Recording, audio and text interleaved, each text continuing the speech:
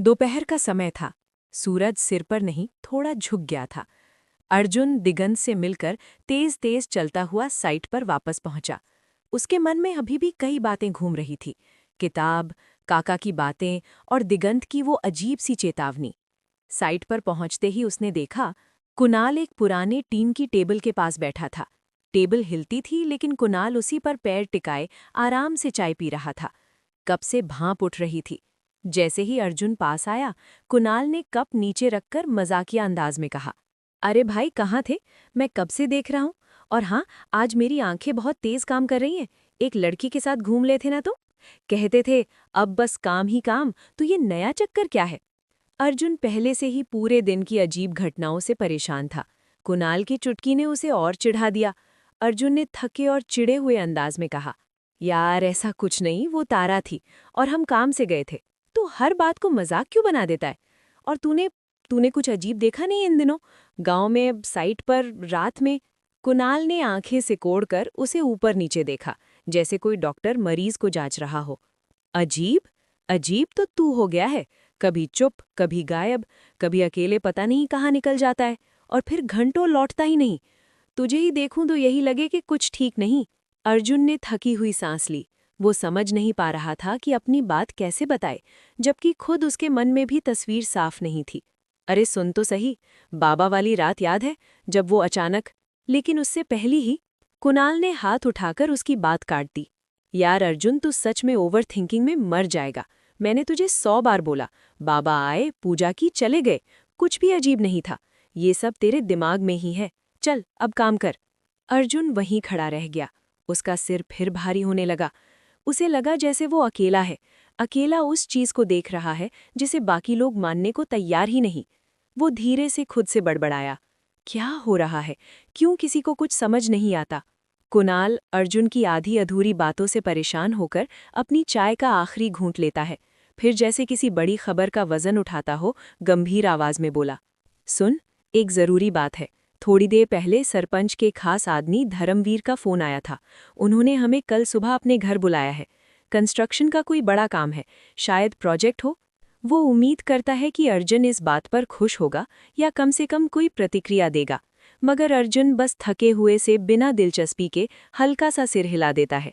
कुणाल भड़क जाता है, क्या हुआ? ऐसे सिर क्यों हिला रहा है, जैसे किसी चीज में दिल ही नहीं बचा? अर्जुन का दिमाग कहीं और था। विकृत, वो किताब, काका की बात, दिगंत की चेतावनी, काम तो जैसे बहुत पीछे छूट चुका था।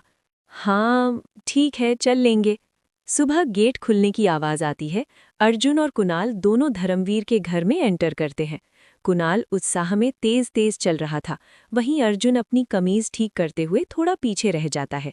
जैसे ही उसकी नज़र घर पर पड़ती है, वो सोचता है, ये तो वही घर है जहां मैंने कल तारा को छोड़ा था। कुणाल तो सीधा अंदर चला गया, दरवाज़ा खोलकर ड्राइंग रूम की ओर।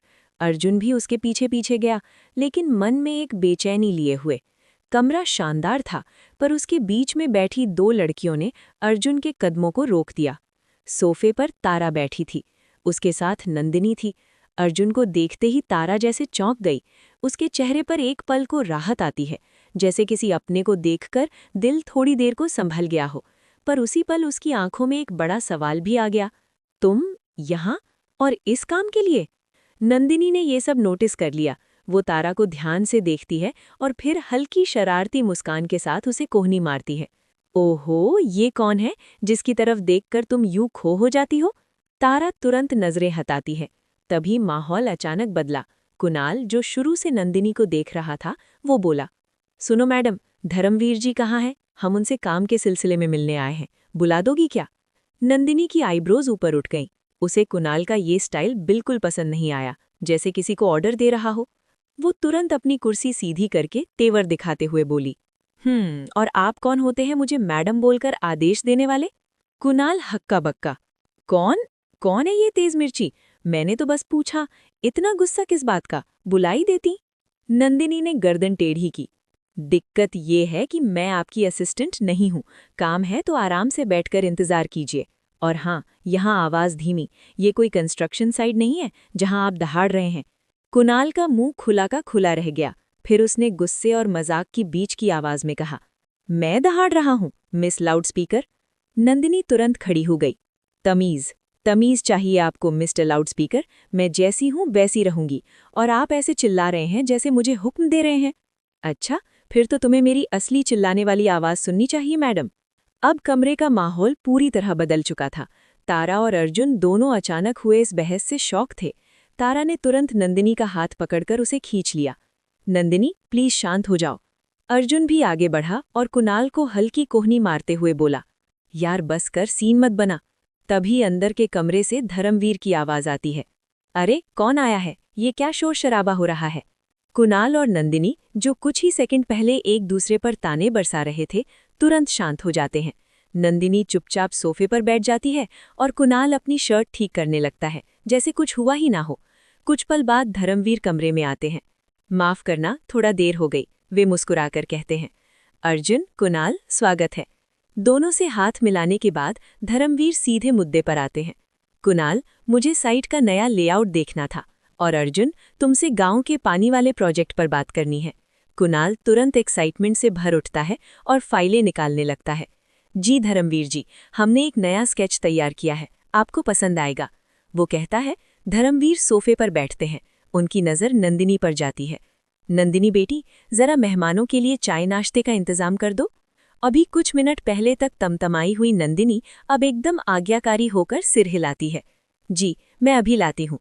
वो रसोई की तरफ चली जाती है। कुणाल ये अचानक बदलाव देखकर दंग रह जाता है। झुककर अर्जुन के कान में फुसफुसाता है, इसे क्या हो गया? अभी तो शेरनी बनी बैठी थी। अर्जुन उसकी बात अनसुनी कर देता है। मीटिंग खत्म होने पर जैसे ही मौका मिलता है, वो सीधा तारा के पास जाता है। तारा उसकी ओर देखते ही थोड़ा संभल कर बैठ जाती है। अर्जुन धीरे से झुककर कहता है, तारा सुनो, मुझे तुमसे एक जरूरी बात करनी थी। तारा समझ जाती है, उसकी आवाज़ बहुत धीमी है। किताब के बारे में? अर्जुन चारों तरफ देखकर और अलर्ट होकर बोलता है, हाँ, काका ने हमें कल शाम अपने घर बुलाया था बात करने के लिए। तारा की आंखें बड़ी हो जाती हैं। हाँ, मुझे याद है। लेकिन अर्जुन निराश होता हुआ कहता है, पर कल मैं इतने तनाव में था, कुणाल, दिगंत, ये सब, मैं काका का पता पूछना भूल गया। मैं रात को उनके घर जा ही नहीं पाया। तारा चिंतित हो जाती है। अर्जुन आगे बोलता है, हाँ, पता है हम कितने बेवकूफ़ निकले, लेकिन अगर तुम चाहो तो आज दोपहर को कोशिश कर सकते हैं। तारा कुछ सेकंड सोचती है, फिर ठीक है, पर उनका घर कहाँ है? हमें तो नहीं पता। तारा के चेहरे पर अचानक एक हल्की चमक आ जाती है। शायद कोई और बुजुर्ग जानते हो, हम किसी और से पूछ सकते हैं। अर्जुन धीरे से मुस्कुराता है। हाँ, सही है, तुम दोपहर को यहीं मिलना, इसी जगह के पास। तारा सिर हिलाती है। मैं आ जाऊंगी। तभी कुणाल की ऊंची आवाज़ कमरे में गूंजती है। अर्जुन, कहाँ रह गया? धर्मवीर जी बुला रहे हैं। अर्जुन तेजी से उठता है और कुणाल के पास चला जाता है। धर्मवीर और कुणाल काम की बातें करने लगते हैं। कुछ देर बाद मीटिंग खत्म होती है। दोनों बाहर निकलते हैं। कुणाल खुश होकर कहता है, चलो अर्जुन, हमारा ये प्रोजेक्ट तो पक्का सक्सेसफुल होगा। अर्जुन बस हल्की मुस्कान देता है। अर्जुन और कुणाल बाहर चले जाते हैं। तारा वहीं सोफे पर अकेली रह जाती है। उसकी नज़र लगातार दरवाजे की तरफ है, जहां से अभी अर्जुन गया है। आखिर कौन है वो जिसे ढूंढने निकले हैं अर्जुन और तारा? और जैसे जैसे वे साथ आ रहे हैं, एक एक कर राज खुलने की शुरुआत हो चुकी है। क्या वे इस गुत्थी को पूरा सुलझा पाएंगे?